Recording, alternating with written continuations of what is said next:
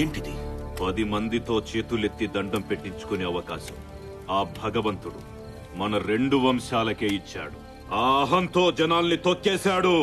వద్దని చెప్పాను, వినలేదు, చంపేశాను. కూలి చేసుకునే జనం ప్రాణం కోసం నా బిడ్డనే చంపుతావా? తప్పు. జనం వేరు, మనం వేరు కాదు. అందరి ప్రాణం ఒక్కటే. ఇక ముందిలాంటివి జరగకూడదు. జరుగుతాయి. ఏం చేస్తావు?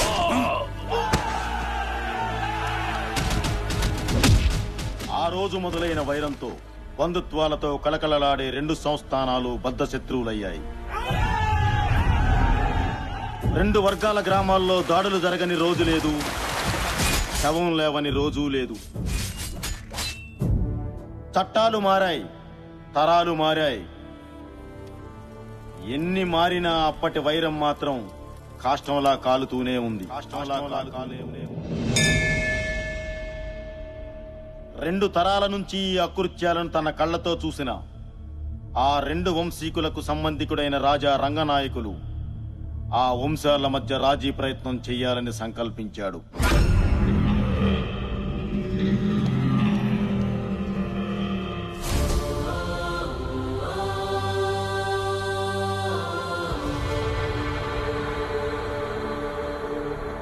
దయచేసి మీ ఇరు వంశాల వారు పెద్ద మనసు చేసుకుని ఆలోచించండి. ఎప్పుడో మీ మధ్య మొదలైన పగ ఇంకా రగులుతూనే ఉంది. ఇప్పటికే వేలాది ప్రాణాలు పోతున్నాయి కూడా. చుట్టుపక్కల 40 గ్రామాల్లోకి ఆడపిల్లనివ్వడానికే భయపడుతున్నారు. ఏ ఒక్కరూ మనశ్శాంతిగా బ్రతకడం లేదు. అయితే ఆహా, మీ పగలు ప్రతీకారాలు తీర్చుకోండి, కానీ అది ప్రతిరోజూ కాదు. ప్రతి ఏటా నూర్పిళ్లయ్యాక సంక్రాంతికి వచ్చే పల్లాలమ్మ జాతర జరిగే ఆ 2 రోజులు మీవే. పోలీసులు రారు, కేసులుండవు. ఎవరింటి ముందు చితిమంట రగులుతుందో, ఎవరింటి ముందు భోగిమంట మండుతుందో ఆ 2 రోజుల్లోనే తేల్చుకోండి. గెలిచిన వాళ్లదే సంవత్సరం పాట ఆధిక్యత. మళ్లీ జాతర వచ్చేదాకా ఒకరినొకరు కవ్వించుకోవడం, దాడులు చేసుకోవడం జరగకూడదు. జనం మనశ్శాంతిగా బతకడానికి ఇది మంచి మార్గమే ఎంపీ గారు. మాకు సమ్మతమే. ఏంటి నువ్వు రూల్స్ పెట్టేది, వాళ్ళు అంగీకరించేది? ఈ వంశాన్ని వేయడానికి 2 రోజులు చాలావా మనకి? మాకు సమ్మతమే. జాతరకి 2 రోజుల ముందు 2 వర్గాల వారు ఇదే చోట తాంబూలాలు మార్చుకోండి. సమ్మతం లేని వాళ్లు రానక్కర్లేదు. రాలేదు అంటే ఎదుటి వాళ్ల ఆధిపత్యాన్ని ఒప్పుకున్నట్టే. మాటకు ప్రాణమిచ్చే మీ వంశాల మీద ఒట్టు. ఈ ఒప్పందాన్నెవరూ అతిక్రమించకూడదు.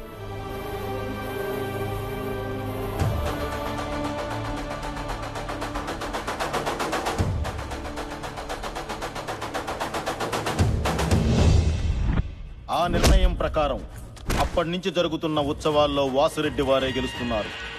జనం ఆనందంగానే ఉన్నారు. కానీ ఆ వంశస్థులు ఒక్కొక్కరిగా నేలరాలి చివరిగా వాసిరెడ్డి వీరసింహుడొక్కడే మిగిలాడు.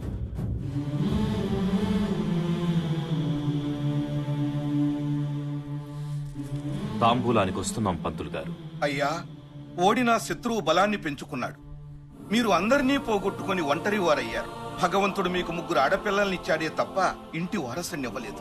మీ తర్వాత ఈ జనాన్ని వాళ్ళు ఏం చేస్తారోనని భయం వేస్తుందయ్యా. అయ్యా, అమ్మగారు హాస్పిటల్లో ప్రసవించారు. ఇంటికి వారసుడు పుట్టాడయ్యా. దేవుడు కరుణించాడు. బిడ్డ మహత్జాతకుడవుతాడు.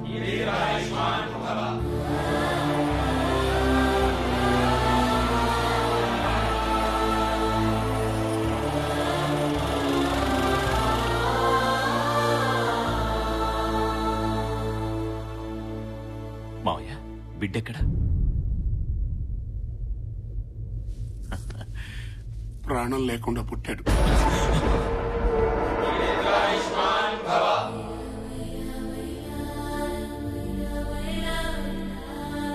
వంశోద్ధారకుడు పుట్టాడన్న ఆనందం కన్న తండ్రి చూసుకునేంత వరకు కూడా మిగల్లేదు.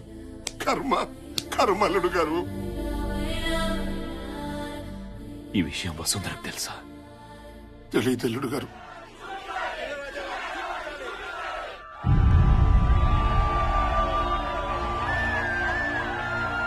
దేవుడిచ్చిన వారసుడు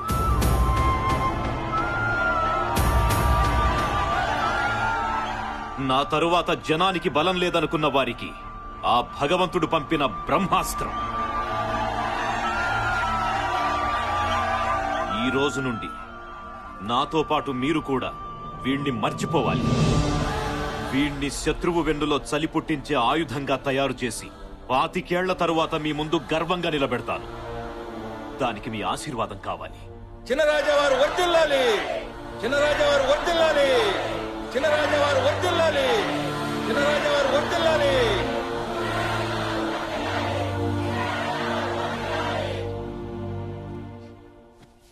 పూర్తి చేయండి మావయ్య. అలా చెప్పారేమిటి అల్లుడు గారు? ఏం చేయమంటారు మావయ్య? ఆ ప్రజల గుండెల్లో ధైర్యాన్ని బతికించాలి, శత్రువు గుండెల్లో భయాన్ని బతికించాలి, ఆ తల్లి గుండెల్లో ప్రేమని బతికించాలంటే నిజం తెలిసిన మనం అనుక్షణం చావాలి. మరి వారసుడు ఎలా వస్తాడు? నా తరువాత జనాన్ని కాపాడడానికి నా బిడ్డ కాకపోయినా ఆ దేవుడు ఎవరో ఒకరిని పంపిస్తాడు. అప్పటి వరకు పోరాడుతూ ఉండడమే. పూర్తి చేయండి.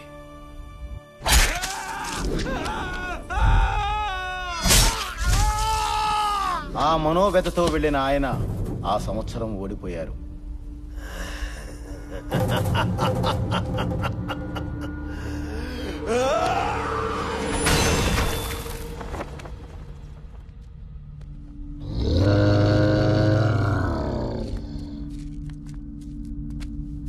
మా ఇంట్లో మనుషులు చస్తే పండగ చేసుకున్నారు, వాడింట్లో వారసుడు పుడితే పండగ చేసుకున్నారు కదా.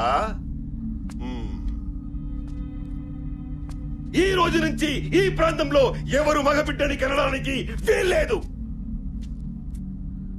పుడితే మాకే పుట్టాలి. 25 ఏళ్ల తర్వాత మీరు ఎదురు చూస్తున్న వారసుడు వస్తే వాడి వెనక నిలబడడానికి, చెత్త ఎత్తేయడానికి దిక్కుండకూడదు. కాదు కూడదని ఎవరైనా మగబిడ్డని కంటే చంపేయడమే. ఇక ఈ జెండా దించేవాడు గాని ఇంకో జెండా ఎగిరేసేవాడు గాని రాడు, రాలేడు, రానివ్వను.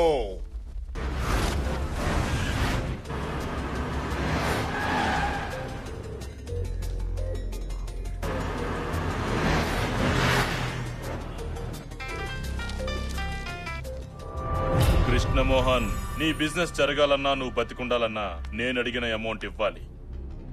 నా కెరీర్ లో ఫస్ట్ టైం 5 సార్లు ఫోన్ చేయించుకున్నాం. ఫస్ట్ టైం నేను నీకు 5 సార్లు ఆన్సర్ చేశాను. నీ డిమాండ్ కరెక్ట్ కాదు. ఇండస్ట్రీస్ట్ గా నేను ఎదగడం తప్పు కాదు. పెట్టే.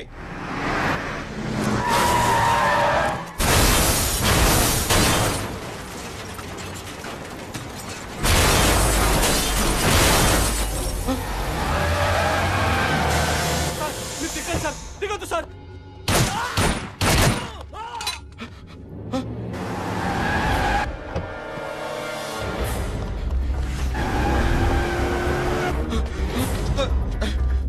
సార్ వాళ్ళు నన్ను చంపడానికి వస్తున్నారు సార్. కాపాడండి sir, please sir, please. Sir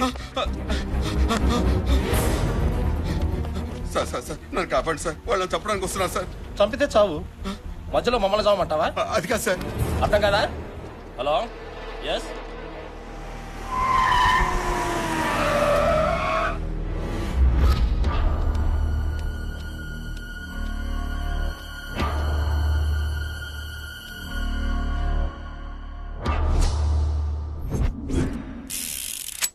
ప్రాణానికి విలువ లేని ఈ లోకంలో బతకడం కంటే చావటం మేలు.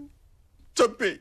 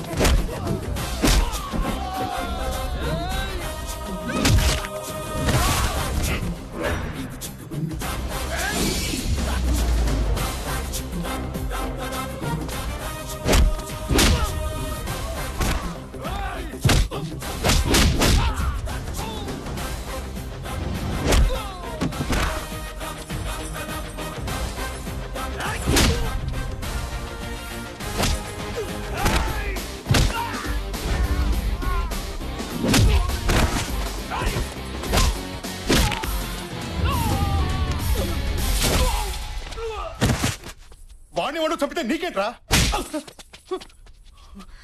చంపడమా? చంపడం ఏంట్రా? అసలు ఆ పదం ఏంటి? తుడుచుకో అన్నా. బేసిక్ గా డబ్బు అనేది తినటానికి ఉండటానికి పనికి రావాలి, చావడానికి చంపుకోవడానికి కాదు. మాట్లాడుతున్నా వినరే? ఈడెక్కడా? హలో పని అయిపోయింది, ఇరిగిపోయింది. వీడికి బాగా అర్థమైంది. ఏం కాలేదు కదా సార్? నాకేం కాలేదు, థ్యాంక్స్ బాబు. ఎంత కమ్ముడు పొద్దండి? ఏమిటది? ఆ థ్యాంక్స్ అనే మాట మార్కెట్ లో ఎంత కమ్ముడు పొద్ది అని. అర్థమైంది. ఎంత కావాలి? ఇప్పుడు బై మిస్టేక్ మీరు పోయారే అనుకోండి సార్.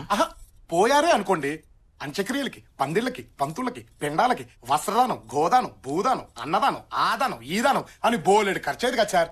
ఇప్పుడు అదంతా మిగిలినట్టేగా. ఆ మిగిలింది ఇవ్వండి సార్. నీ లాజిక్ బాగుందయ్యా. ఆ నా లెవెల్కి అయితే 10 లక్షలు ఖర్చు పెడతారు. అవును, ఇందాక గొడవలో నీకేమైనా అయ్యుంటే?